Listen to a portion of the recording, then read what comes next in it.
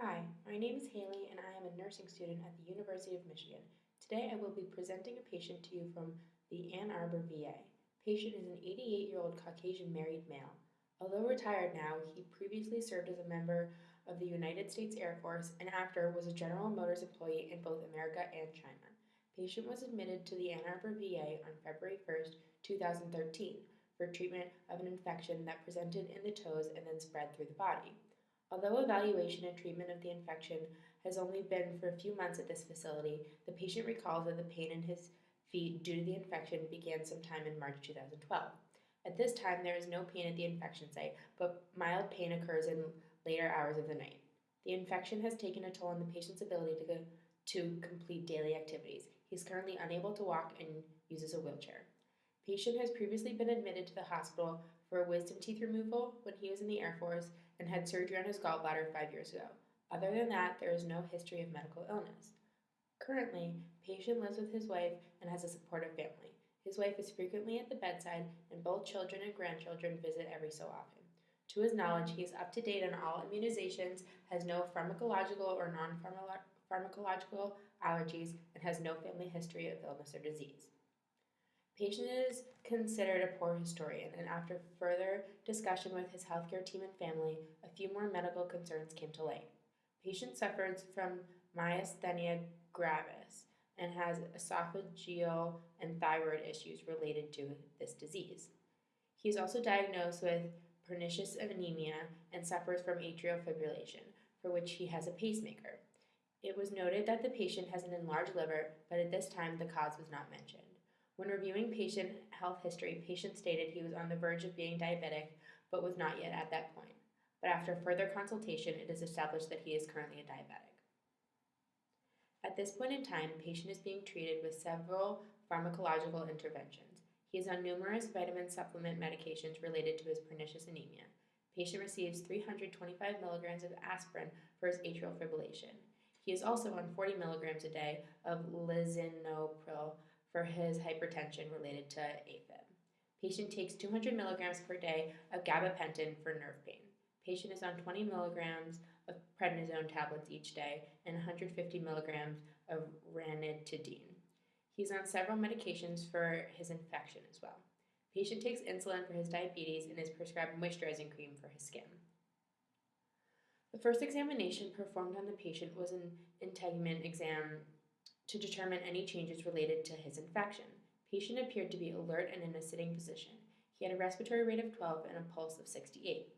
Patient was not sitting erect and appeared relatively hunched over. Patient appeared to be well-groomed and well-nourished. Upon inspection, it is clear that the elasticity of the skin has begun to deteriorate. Loss of elasticity seems to be extremely present in the neck, bicep, and tricep areas. Although on several medications, there is no indication that he is experiencing adverse side effects related to pharmacological interventions. Skin on the legs appears to be excessively dry and a tad discolored. Skin appeared to be light pink with no indication of cyanosis, jaundice, or pallor. Skin was dry, but this can be expected of a patient in late adulthood. Upon palpation and inspection, no lesions, tumors, or wounds were discovered.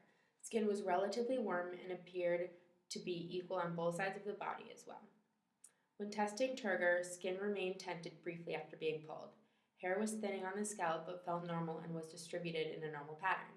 Hair on the legs was minimal and light, which may be related to the excessive dryness. Nails had a normal shape, size, and color with a relatively normal cap refill rate. Inspection of the toenails was not possible due to the infection located on his feet and the boots he was wearing to protect this. Although it was not inspected, patient does claim to have heel ulcers on both feet but gave no further information about that. The second examination performed is an abdominal examination in relation to the enlarged liver. As previously stated, patient had gallbladder surgery 5 years ago, but other than that, there are no surgical interventions related to the abdomen. Upon inspection, patient does have GERD, which is related to his esophageal issues, which were previously mentioned. No renal or bowel diseases that are known, but patient does suffer from hemorrhoids. There has been no abdominal change in weight, no fevers, chills, but patient has been experiencing diarrhea. He was unable to do a recall of his diet over the past few days, but was eating 5 to 10 minutes prior to the examination. All medication related to GI examination has been previously stated, but patient did mention that he used to be a smoker and quit decades ago. Upon inspection, abdomen seemed to be relatively rounded, but that can partially be attributed to the fact that he was in the sitting position.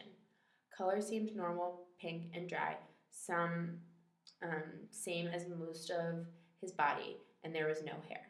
All quadrants of the abdomen seemed to be equal, with both contour and symmetry. After auscultating each quadrant of the abdomen, bowel sounds were heard and seemed to be spaced apart at a normal rate. No bruits were heard. Palpation performed in each quadrant, first with light touch and then a deeper palpation. Upon palpation, the edge of the liver was felt, but the patient did not seem to be in any extreme pain. Again, the abdominal examination was performed while the patient was seated, so this may have affected the outcome. The 4 tests for peritoneal irritation came out negative as well. After completing these 2 examinations, there is a strong indication that a cardiac examination would be beneficial. According to Dr. J. Compton Burnett in his book, The Greater Diseases of the Liver, Jaundice, Gallstones, Enlargements, Tumors, and Cancer, and Their Treatment, there are several indications that enlarged livers can be tied to congestive heart failure. During the collection of patient history and the abdominal exam, it was clear that the patient has an enlarged liver. While there are many diseases an enlarged liver can be associated with, congestive heart failure is a main one.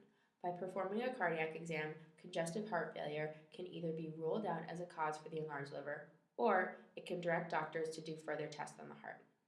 After going through the patient history and review of systems, there is a strong indication that a neurological assessment may be a pertinent examination. As stated earlier, the patient was a poor historian in terms of his medical history and current status. He also struggled with his short-term memory when I was collecting information from him.